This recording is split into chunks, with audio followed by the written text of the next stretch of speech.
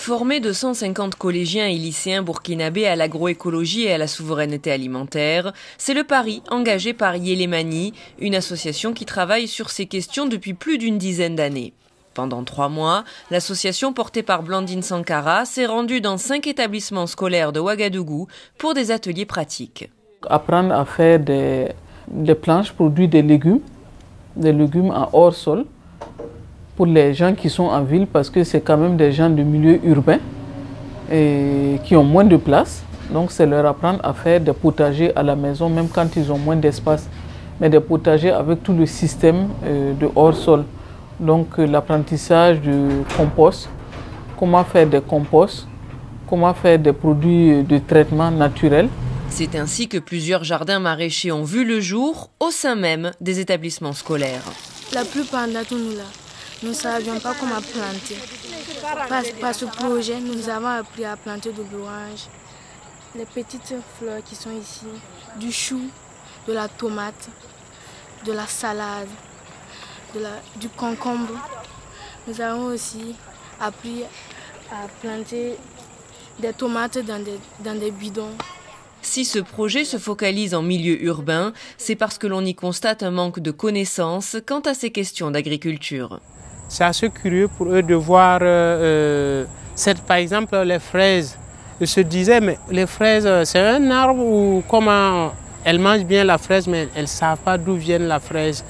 Les cannes à sucre qu'on a plantées, elle est aussi pédagogique parce qu'ils voient le sucre tous les jours autour d'eux, mais ils ne savent pas d'où vient le sucre. Parce que si ce n'est pas des élèves qui ont fait la région de Banfoura, ils ne connaîtront jamais un pied de canne à sucre. C'est le goût quoi? Terre.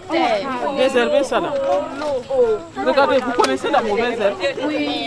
J'aime bien ce projet parce que c'est du concret. Faire l'expérience pratique de tous ces éléments, enfin, la terre, les plantes, ça change beaucoup. Et ça permet aussi une meilleure assimilation des cours. Et d'ailleurs, le corps enseignant est particulièrement impliqué dans la mise en œuvre de ce projet. Ça permet à l'enfant, à l'élève de faire le cas pratique de ce qu'il a vu en classe, en théorie. Donc ça lui permet de voir comment on fait la reproduction des plantes et sans utilisation de produits chimiques.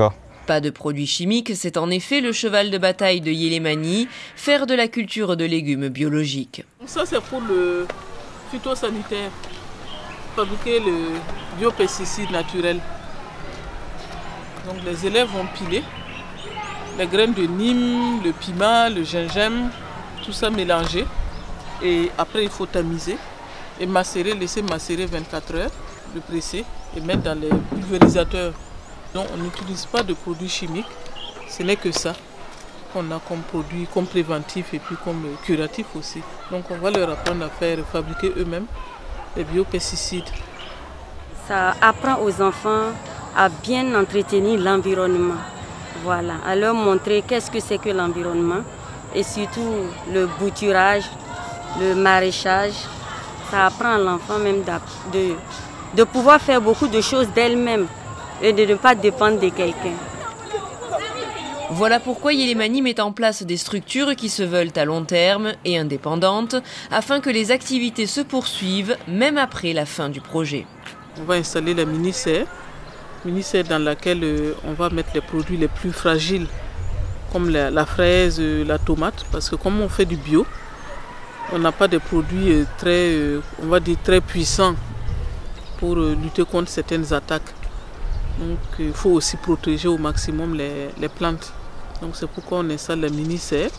Et comme c'est dans un milieu qui n'est pas professionnel dans le domaine du jardinage et de l'agroécologie, c'est pourquoi on a décidé donc de faire un certain nombre d'installations pour qu'après le projet, après décembre, là, ils puissent continuer tranquillement, quoi. Et justement, pour leur permettre de parfaire leurs connaissances et de pérenniser le projet, les élèves se sont rendus à Lumbila, sur le site de Yélémani. Ici, ils ont pu découvrir ce qu'est une ferme agroécologique et les diverses techniques de production. C'est le prolongement de ce qui peuvent devenir leur jardin, même si l'espace n'est pas le même, parce que c'est plus petit dans les établissements. Mais voilà, c'est en tout cas l'objectif des jardins là, dans les établissements, c'est qu'ils deviennent comme ça, avec des fleurs, avec la rotation des cultures, l'association des cultures, et qu'il y ait, voilà, ils fabriquent le compost, les produits de traitement régulièrement. Donc c'était important qu'ils voient un site qui est déjà en avance, qui a déjà expérimenté vraiment l'agroécologie. Autre élément principal du projet, l'élaboration de supports pédagogiques par l'association afin de vulgariser l'agroécologie et la souveraineté alimentaire. Un guide pour enseignants, un livret pour élèves et des kakémonos ont été créés et remis aux différents établissements. Vous pouvez aussi vous en servir. Vous avez ça, vous avez les kakémonos pour aller dans les autres classes, sensibiliser les autres élèves, parler de l'agroécologie. Et vous avez encore vos cahiers avec les notes, non? Vos prises de notes là. C'est tout ça qui vont vous servir pour aller parler de l'agroécologie et de la souveraineté alimentaire dans les classes. Ok? Au-delà de la formation, le programme démontre concrètement son efficacité par la vente des produits cultivés par les jeunes, directement de la terre à l'assiette. Nous sommes en train de récolter de la roquette pour aller vendre au marché.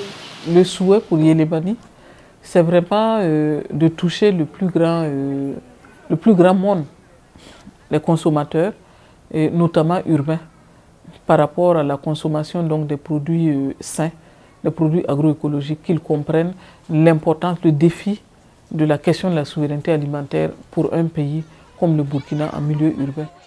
Une convention de partenariat a été signée et un comité de pilotage mis en place avec chacun des 5 établissements. Financé dans le cadre du fonds d'appui PISCA, projets innovants de la société civile et des coalitions d'acteurs, ce projet vient de s'achever en décembre, mais Yélémani ne compte pas en rester là. C'est un projet de 3 mois dans les établissements, mais il est important de le continuer.